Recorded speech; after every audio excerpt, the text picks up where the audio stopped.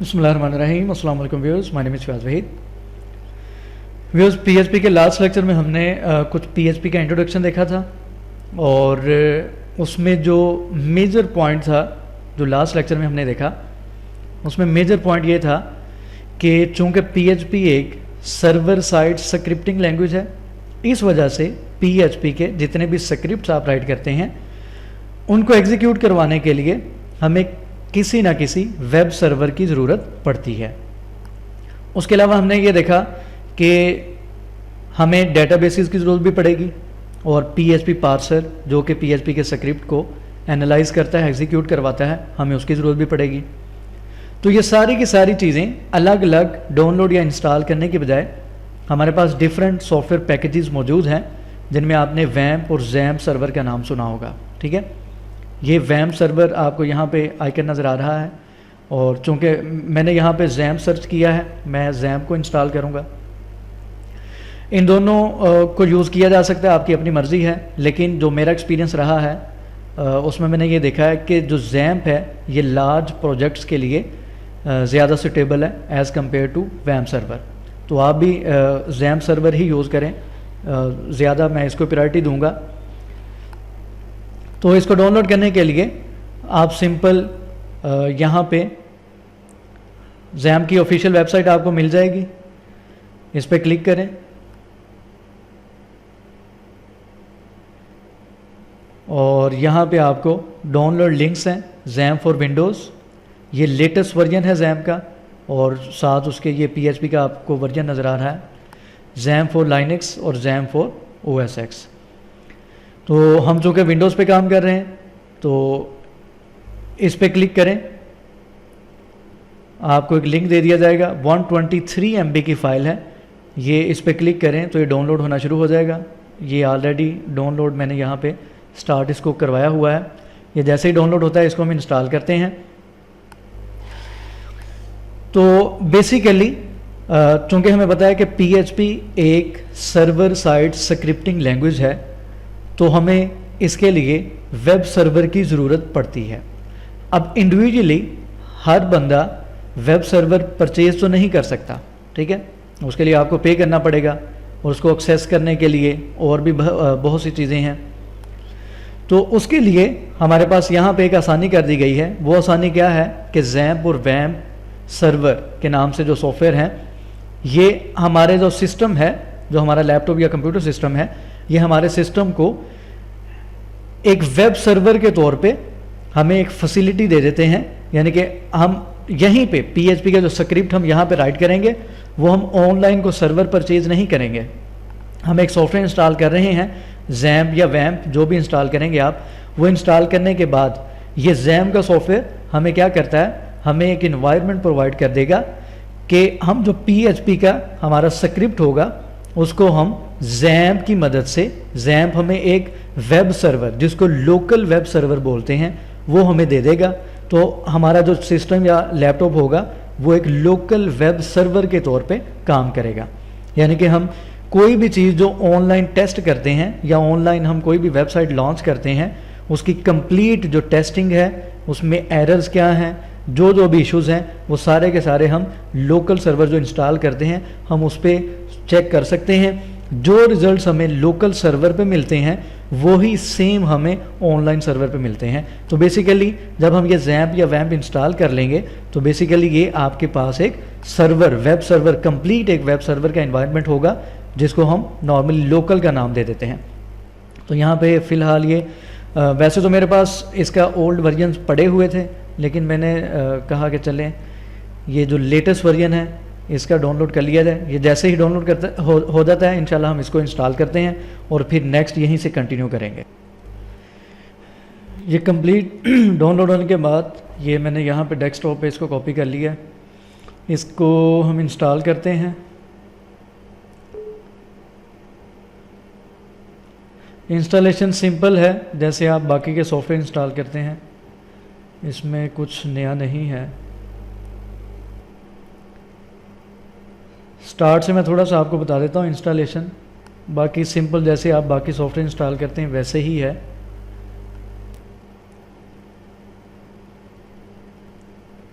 It seem you have an antivirus running in some cases this में yes, ये इसको आप पढ़ लीजिएगा अपने तौर पे। अच्छा, यहाँ पे ये जो भी हम इंस्टॉल करने लगे हैं उसमें आपको पता है अपाची सर्वर है, MySQL है, फाइलज़िला है, मेल सर्वर एक्सेट्रा, ये काफ़ी चीज़ें हैं हमारे जो यूज़ की होंगी। ये जिस तरीके से चेक है इसको इसी तरीके से रहने दें, कोई भी अनचेक करने की ज़रूरत नहीं है, ठीक है। इसको नेक्स्ट करें। अच्छा, ये choose a folder to install jam, आपने जैम को कहाँ पे इंस्टॉल करना है, आपने यहाँ से चूज़ कर लेना है जो भी पाथ आप रखना चाहते हैं, CDE, कुछ लोग D में रख लेते हैं, कुछ C में रख लेते हैं, तो मैं इसको चेंज नहीं कर रहा, इसको डिफ़ॉल्ट ही रहने देते हैं। C में ऑटोमेटिकली एक जैम का फ़ोल्डर क्रिएट हो जाएगा, ठीक है। जैसे इसको नेक्स्ट करेंगे C में एक जैम का फ़ोल्डर क्रिएट हो जाएगा। जैसे ये इंस्टॉल हो जाएगा आपको मैं दिखाता हूँ कि जैम का फ़ोल्डर कहाँ पे और उसका मकसद बेसिकली क्या है। ये इंस्टॉलेशन हो रही है, जैसे ही ये इंस्टॉल हो जाता है कंप्लीट तो इंशाल्लाह नेक्स्ट हम देखते हैं कि किस तरीके से इसको हम यूज़ कर सकते हैं। ये कंप्लीट इंस्टॉलेशन के बाद, ये कंप्लीट इंस्टॉलेशन होने के बाद आपके सामने मे भी ये मैसेज आ जाए, Windows firewall has blocked some features of this program, allow access, इस पर क्लिक कर दीजिएगा, फिनिश, ठीक है। ये कंप्लीट इंस्टॉल हो चुका है। लैंग्वेज यही, हम इंग्लिश में ही इसको यूज़ करेंगे। इसको सेव करें। ये आइकन आपके सामने बन चुका है जैम कंट्रोल के नाम से, ये आपके सामने ओपन हो जाएगा। जैम का जो कंट्रोल पैनल है ये आपको नज़र आ रहा है। यहाँ पे आपको मॉड्यूल डिफरेंट नज़र आ रहे हैं जिसमें अपाची है, MySQL है, फाइलज़िला है, मर्करी एक्सेट्रा। हम चूँकि ये दो चीज़ें अभी हम यूज़ करेंगे, अपाची सर्वर और MySQL डेटाबेस की हमें ज़रूरत पड़ेगी बाकी अभी हमें फ़िलहाल ज़रूरत नहीं है।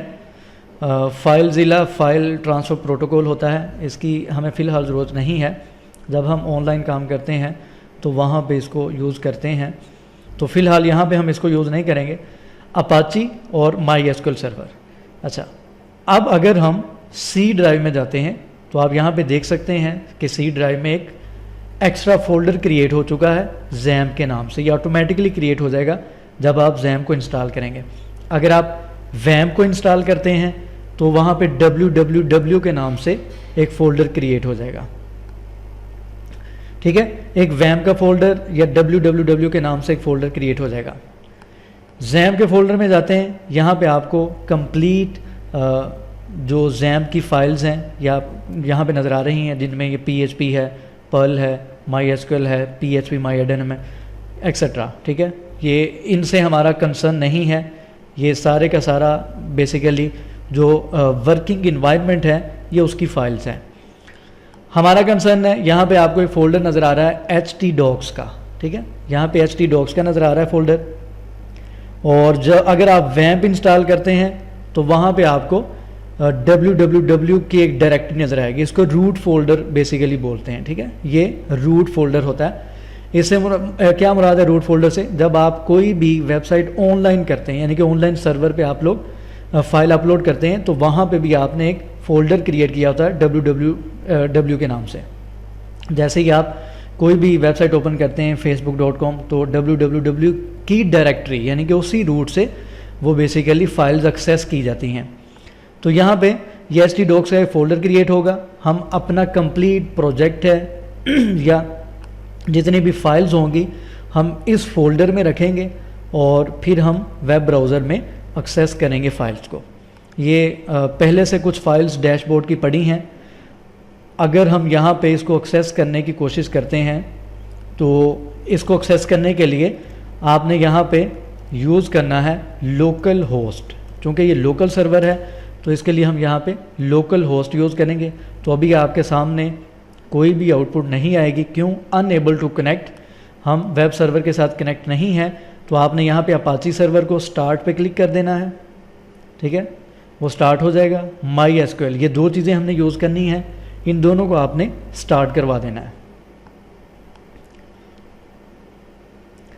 ठीक है। ये दोनों, इनका कलर आपको यहाँ पे बैकग्राउंड कलर चेंज होगा नज़र आ रहा है। और ये पोर्ट 8443 ये पोर्ट्स यूज़ करते हैं। और मे भी किसी ना किसी स्टूडेंट को कोई प्रॉब्लम भी आएगी। क्यों? क्योंकि जो स्काइप है, मैं स्काइप यहाँ पे मैं यूज़ करता हूँ, स्काइप जो पोर्ट यूज़ करता है वो भी 80 पोर्ट होती है, ठीक है, उसका नंबर भी 80 होता है। तो ये जो अपाची सर्वर है ये भी 80 पोर्ट यूज़ करता है। तो बाज़ औक़ात कन्फ्लिक्शन आ सकती है, तो परेशान नहीं होना। आप जस्ट स्काइप का पोर्ट नंबर चेंज कर सकते हैं या यहाँ पे इसका भी पोर्ट नंबर चेंज कर सकते हैं। तो फ़िलहाल मैं इसको क्लोज़ करता हूँ। अब हम इसको रिफ़्रेश करते हैं लोकल होस्ट को। तो आप देख सकते हैं आपको यहाँ पे टाइटल नज़र आ रहा है वेलकम टू जैम्प। ये डैशबोर्ड नज़र आ रहा है कंप्लीट आपको, ठीक है, जैम्प का डैशबोर्ड नज़र आ रहा है। ये जो आपके सामने यहाँ पे ये डैशबोर्ड की फाइल्स नज़र आ रही हैं सारी, ये बेसिकली यहाँ पे ओपन हुआ है। हम यहाँ पे PHP के जितने भी स्क्रिप्ट राइट करेंगे हम htdocs के फोल्डर में रखते जाएंगे और उसको इस तरीके से हम एक्सेस कर सकते हैं। लोकल होस्ट है या इसके लिए आप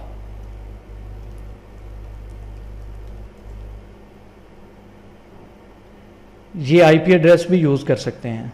127.0.0.1 है, ठीक है। ये इस तरीके से भी डैशबोर्ड ओपन हो जाएगा। अगर आप जस्ट लोकल होस्ट राइट करते हैं फिर भी डैशबोर्ड आ जाएगा।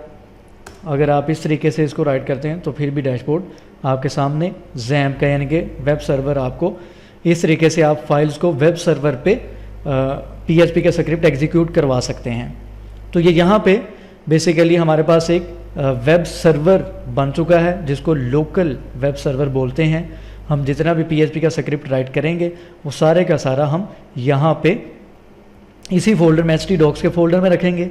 और जो लोग वैम्प यूज़ कर रहे हैं वो www की एक डायरेक्टरी या www का एक फ़ोल्डर होगा, उसमें अपनी फाइल्स रखेंगे।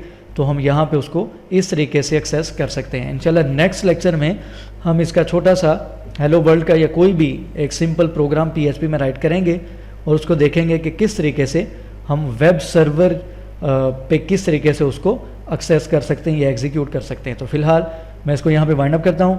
किसी भी किस्म का कोई भी क्वेश्चन हो तो आप लोग पूछ सकते हैं।